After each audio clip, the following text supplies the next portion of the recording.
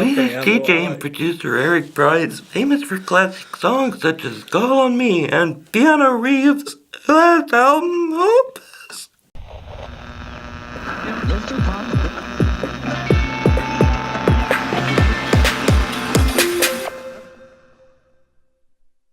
Swedish DJ and producer Eric Prydz, famous for classic songs such as Call on Me and Piano, his latest album, Opus, we are reviewing today here at Sonic Squeeze. So, this album was 2 hours long, right? 2 hours and 5 minutes. It was long. It was long. And he is known for doing long albums. His Just last album under Eric Prydz was over 30 songs long. All of them like 4 or 5 minutes. This was an unwarranted 2 hours and 5 minutes, in my opinion. My most humblest. It probably didn't need to be that long. Oh God, no. I think there were 3 good songs in the whole album. Okay. Like, that's how I personally feel about it. I thought it was very kind of simplistic, kind of minimal at times. Yeah, I think this guy, he depends very much on having, like, he needs a good melody, or a good sample, or a good vocal hook, and he achieves those things rarely. But when he does get it right, gets it very right. That's pretty good. I think this album, like, my main problem with it is that it goes nowhere new. It's very much like his old sort of style. Lots of sort of 80s sounds, very much a sort of early 2000 dance.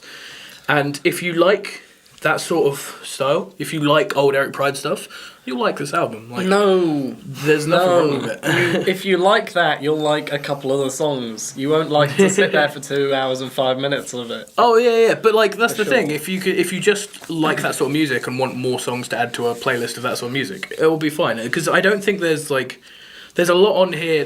I don't think there's much that super stands out on here. There's a few songs that stand out, but for the most part, I think it's all just kind of really progressive, really long.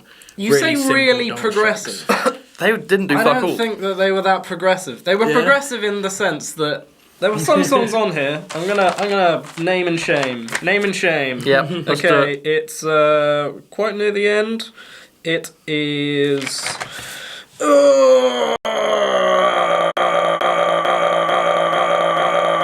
Naming and shaming not going very well Oddity. Oddity. Oddity. Track 14, it's 8 minutes long, and what essentially happens is he introduces one idea every minute until the last, 2 minutes, where he then takes, half of them out. Now, this is going to be weird. There definitely isn't, I agree with you, the idea that a lot of these songs, not that much happens, and it's not great, but I mean progressive in that, every song is that progressive style where it's, minimal, house. add things up, move things around. It's house music. Yeah, but it's not just house. It's progressive. It's that very much that style of progressive house, the way it builds up and stuff. And it takes a long time in some of these tracks. Some of them are too long. I thought Oddity was one of the better tracks. Really? Yeah. Didn't like it.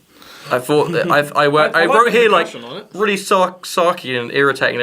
Now Oddity was a bit of an oddity on this record. It was actually interesting and kind of polished. I felt like this whole album lacked polish. It just felt like a bunch of musical ideas. Do you know what? It's very much weird to come out now because when I said it's like his old sort of style, it very much is, even production-wise. There's no sort of big bass-heavy EDM stuff. There's no modern production. It's very much produced like a 2000s album.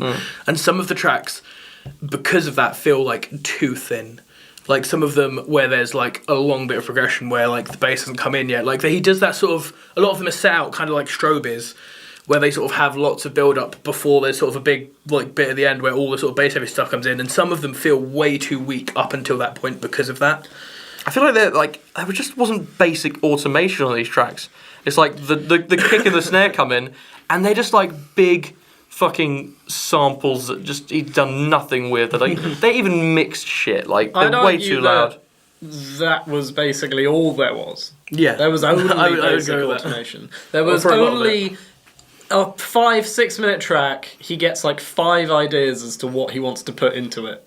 And then he just spends the whole thing. He adds all of them. That takes about 3 or 4 minutes, depending on the track. Yeah. Sometimes it can take even as long as And 6 then filter or 7 start sweeping. minutes. And then some of them start filter sweeping. Some of them get taken out and then put in later. But he pretty much just introduces everything he wants to be in a track. Oh, you know what this is? Yeah. You guys ever check out like the Native Instruments website? All the demo tracks. These are the demo tracks. These are like, oh, check out these drum samples you get with this, and check out these synth presets that come fully loaded with your synthesizer you buy. It's just some prick fucking around of presets and fucking sample packs. It's so dull. That's the funny thing. I feel like it probably is the opposite of that because he's such an old school guy. I feel like this is all stuff he's made, but I feel like he hasn't progressed since 2000 with the like style of synthesis he does. So it's all that sort of really simple sort of stuff, which can be good. I mean, a lot of Flux Pavilion stuff is that. But it comes to a point where it goes back to the album being too long.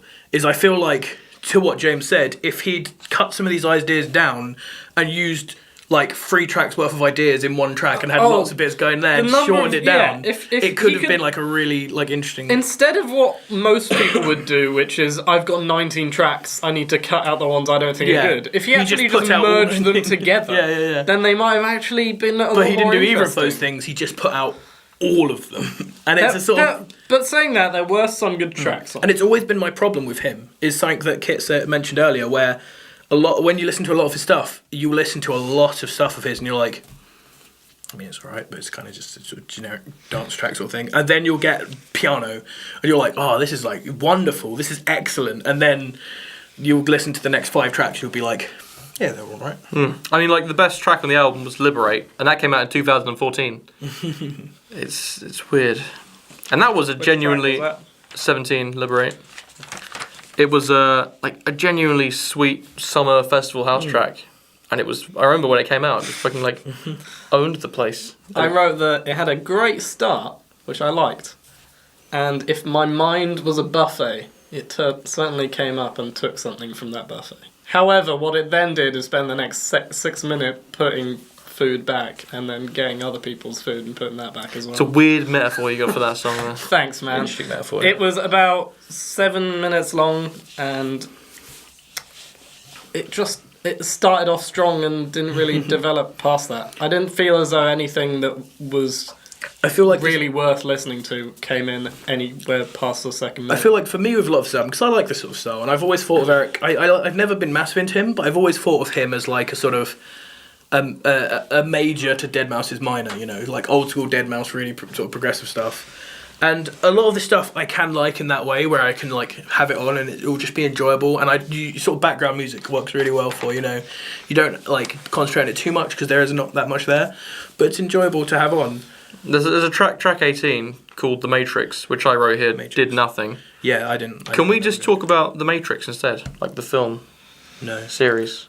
I mean, right now, I feel like it'd be more constructive. I think that what we should say is that we should watch The Matrix at some point in this next coming week. You just put it in front of District 9. Yeah, just for Yes. However, Matrix number 1, 9 out of 10. Really, I'd give it a 10, to be honest. Yeah? Yeah. I really What number like 2? it. Number 2, maybe an 8. Number 3? It's going down, isn't it? Probably I just want to mention 6 or a 7, depending on how I'm feeling that day. Yeah. I just want to mention the one thing on this album I was actually excited for when I Better be about The Matrix. when I noticed Actually, it no, in I'll the give it a track 7. listing. Okay. When I noticed it in the track listing, there are Swire vocals on this album. Yeah, and it wasn't that good. I love every time I hear Swire vocals, and I was so excited because I love his style. I love his vocal style. Yeah, so I love his vocal production. It's so good. And then I got there and I was like, oh, I'm so ready for some Swire. And it was just as good as I wanted. Really? Vocal-wise, Was it? excellent. I was loving Really? it. His production, I don't love his vocal like style. his generic brilliant. vocals. Generic backing. I don't think Check out my I wouldn't SoundCloud. call his vocal generic at all. But the track that it was on was really Diet. Yeah, I wrote here like track 12, Breathe with Rob Swire. I had some high hopes for this, but they lie smashed, ruined on the ground. Vox were pretty good, but Swire was working with shit. The Yeah. poor guy.